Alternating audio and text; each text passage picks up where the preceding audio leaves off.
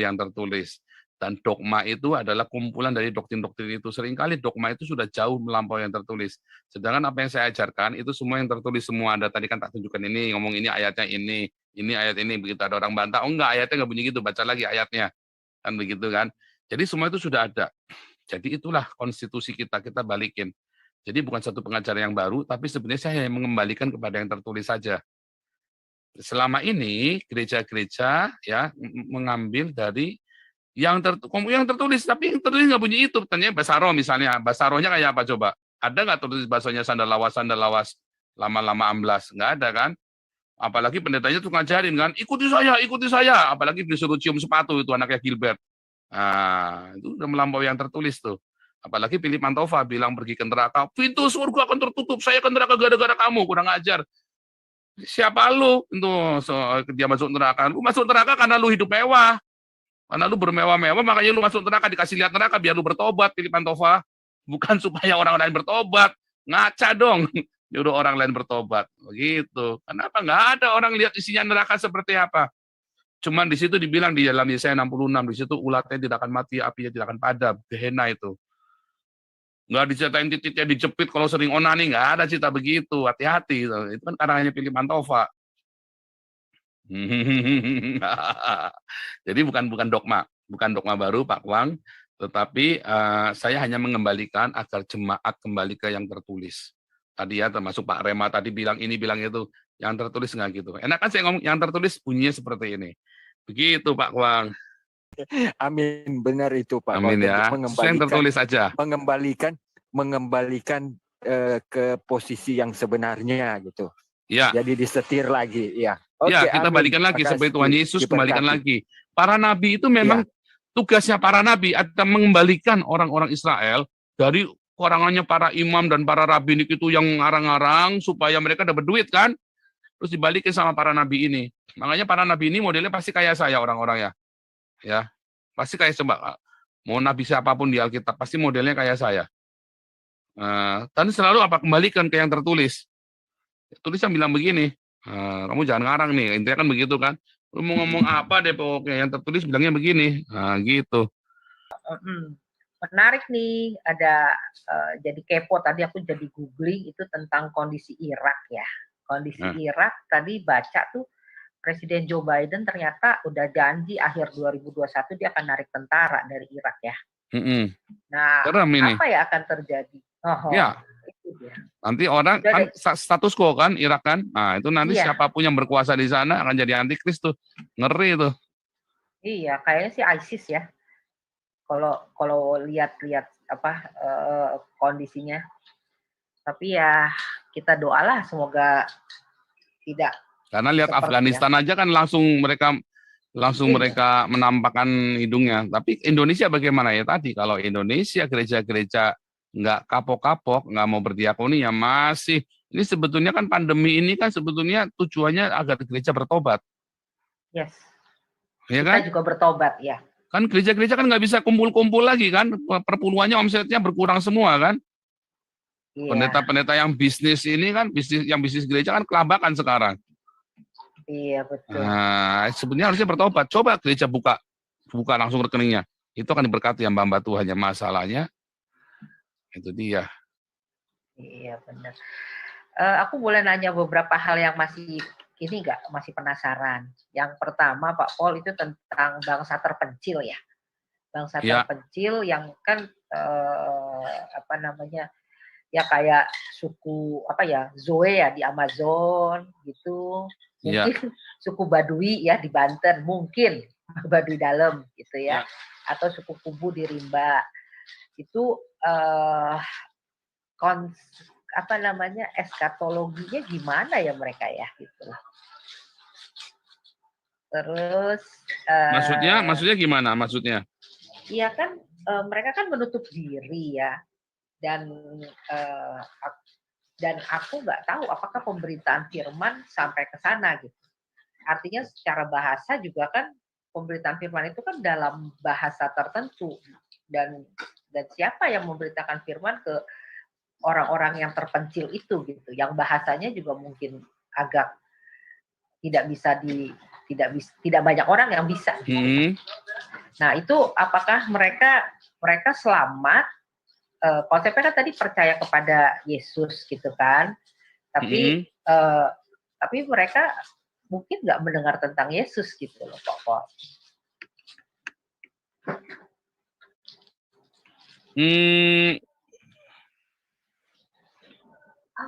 Artinya mereka itu ya itu tadi, apakah mereka ke Hades atau ke Paradise? Ya mereka ke Hades. Oh. Kecuali mereka menerima Yesus. Tapi kan sebenarnya kan Badui nggak mungkin nggak pernah dengar tentang Yesus.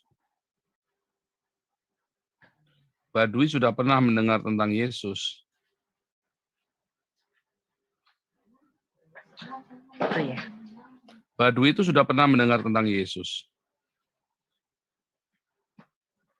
Jadi konsep mereka menyembah Tuhannya itu tetap dianggap apa ya, tidak menyelamatkan mereka gitu ya Pak Pol.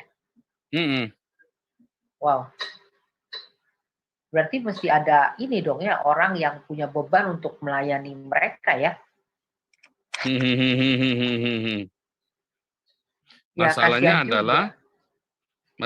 adalah itu tadi ya, masalahnya adalah siapa yang mau ke sana. Orang gerejanya aja nggak mau, karena rugi kan kalau ngelayani ke sana kan duitnya banyak.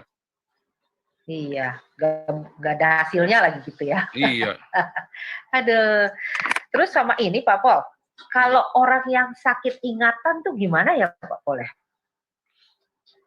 Sakit ingatan itu kan jiwanya dia kan? Iya. Nah sekarang mengapa jiwanya bisa begitu? Pertanyaannya kan? Itu kan namanya jiwanya diikat oleh iblis kan? Aha. Iya, maka dia harus dilepaskan. Nah, sekarang siapa yang berdatang ke sana? Tapi kan dulu orang-orang Eropa sudah pergi ke suku Badui, ditolak sama mereka. Iya kan? Iya, pernah dengar. Itu kan Badui luar ya? Iya. Ditolak kan dulu. Iya, pernah baca sih antropologi dulu ya. Betul. Tapi yang Badui dalam itu kan tidak tersentuh. Kalau kita baca ya, karena kita kan nggak punya akses ke situ gitu. Itulah masalahnya. Ya, jadi siapa yang salah? Nenek moyangnya mereka sendiri, yang menghalang-halangi. Wow.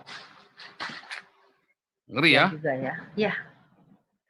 Padahal kalau saya baca sedikit itu tadi contohnya suku Zhuo ya, yang di Amazon itu katanya mereka hidup aman, damai, tentram gitu. Tapi kalau harus ya tidak selamat karena tidak tahu ya Pak Pol ya. Jadi bukan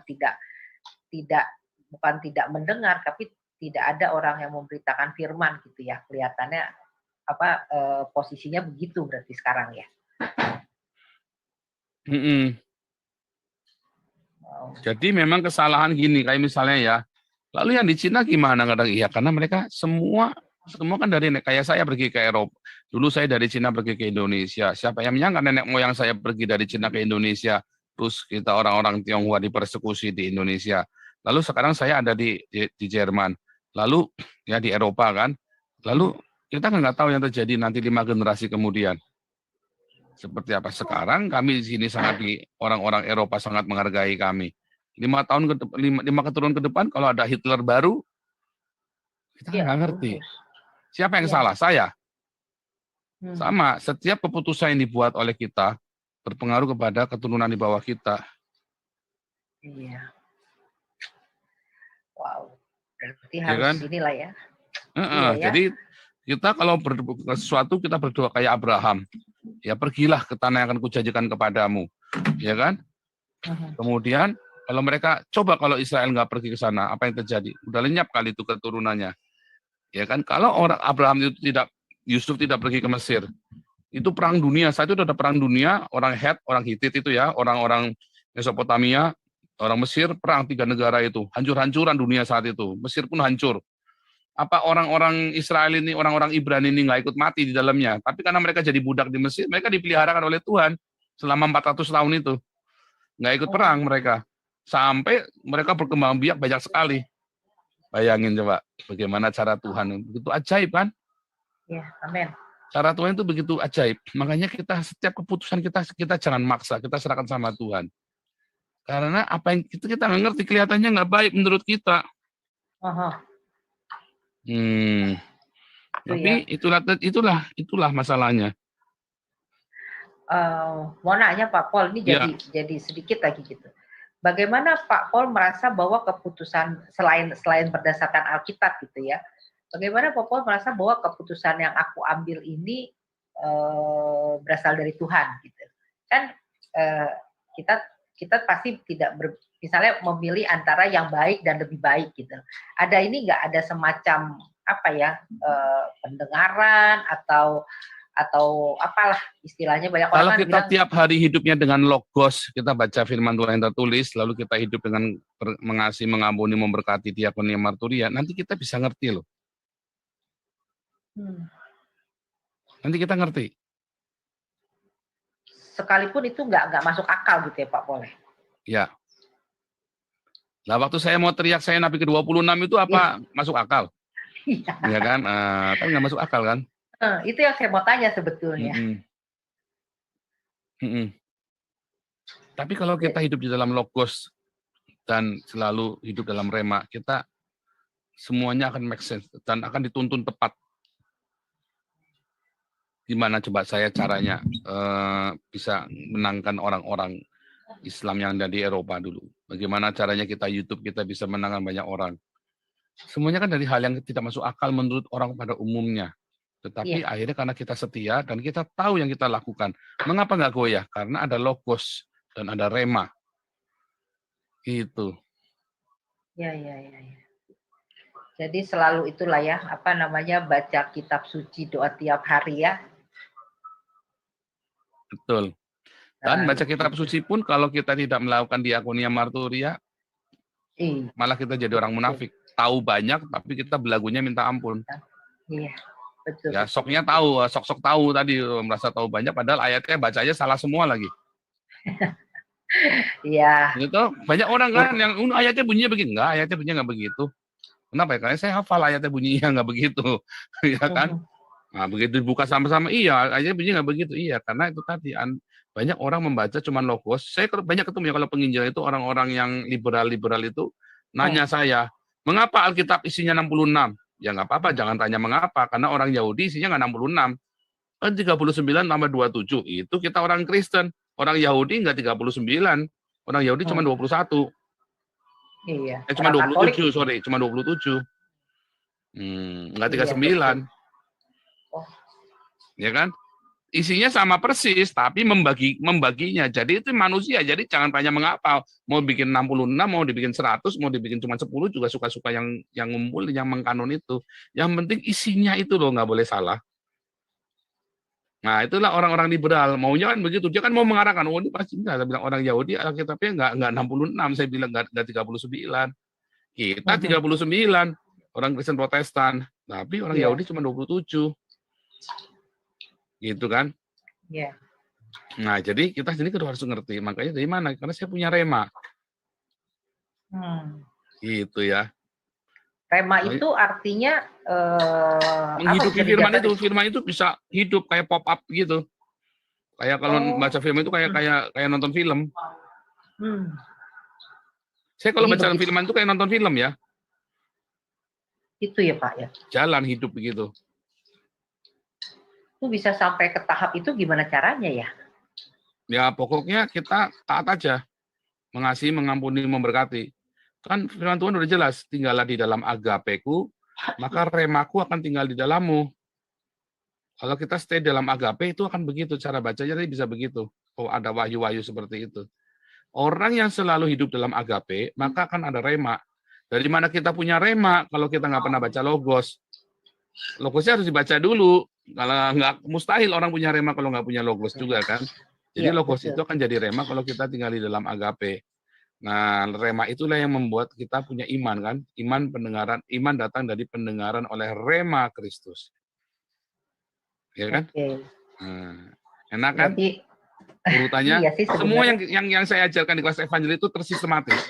Ini nanti nyambung ini nyambung ini nyambung ini pasti kaitannya sana. Nggak akan ada bertolak belakang karena semua nyambung. Jadi ketika dikumpulin, jadi satu pemahaman Alkitab yang utuh. Nah, kalau misalnya tadi kan Pak Pol bilang jiwa kita yang akan masuk ke paradise atau ke Hades gitu kan. Kalau rohnya kemana ya Pak Pol? Rohnya kembali kepada pencipta, Pengkhotbah 12 ayat 7. Roh kembali kepada pencipta, debu kembali kepada tanah. Dan roh jiwa kita kemana? Jiwa kita pergi ke Hades atau pergi ke Firdaus. Kalau kita percaya Yesus, kita pergi ke Paradiso, Firdaus. Kalau kita tidak percaya Yesus, kita pergi ke Hades. Ke dunia orang mati, alam barzah itu loh. Atau apa namanya? Seol. Jadi kalau roh itu kembali ke pencipta. Iya. Ada ayatnya. Pengkhotbah 12 ayat 7 kalau salah ya. Berarti saya mesti ikut kelas Pak Pol nih. Iya, harus ikut kelas. Biar komplit nih. Ada semua ayatnya, ada semua. Jadi kalau saya ngomong A, ayatnya keluar. Ngomong ayat keluar. Iya. Iya, karena sebetulnya ya untuk saat ini pada saat kita nggak percaya bahwa COVID, bahwa kita harus diam di rumah dan segala macam, apa yang nggak pernah kita pikirkan gitu ya, ternyata terwujud gitu. Jadi mumpung dikasih kehidupan sama Tuhan ya, marilah kita belajar ya, marilah kita. Artinya Pengkhotbah 12 ayat 7, dan debu kembali menjadi tanah seperti semula, dan roh kembali kepada Allah yang mengaruniakan. Roh kita kembali kepada Allah, tapi jiwanya ya dihakimi. Kan Yesus berkata, takutlah kepada Dia yang bisa menghukum, membinasakan jiwamu ke neraka, ke Gehenna. Ayatnya jelas, suke. Kalau debu itu, debu badan kita ini dari kata bahasa Ibrani dari kata soma. Ya, jiwa itu suke. Roh itu pneuma. Pneuma kembali kepada pencipta. Ya, soma kita kembali ke tanah. Lalu suke-nya kemana? Dihakimi. Gitu. Gak ada itu yang gak ada. Maksudnya ya kita harus sampai pada keyakinan itulah yang pasti terjadi gitu kan, walaupun ya, karena ketika roh itu kan Tuhan membentuk Adam dari tanah liat, somanya itu kan dari tanah liat, terus ditiup dengan rohnya, ditiup dengan roh Allah kan, dengan pneuma, dengan ruah, lalu gara pertemuan ruah dengan soma itu jadilah suke. Kita ini bertanggung jawab sama sukenya kita. Kalau rohnya itu urusan Tuhan, jiwa tubuhnya kita udah pasti mati, tapi sukenya kita ini kita bertanggung jawab. Makanya pikiran kita ini harus kita bersih, hati dan pikiran kita harus bersih. Karena itu tanggung jawab kita. Kalau kita nggak, makanya Yesus ngajarin itu kekudusan itu dari hati, bukan dari badan tingkah laku kita, tapi dari hati udah bener, maka keluarnya bener. Hatinya dulu diberesin, bukannya luarnya dibungkusin. Kayak orang Islam itu dibungkusin. Ya kan perempuan-perempuannya dikarungin kayak kucing begitu.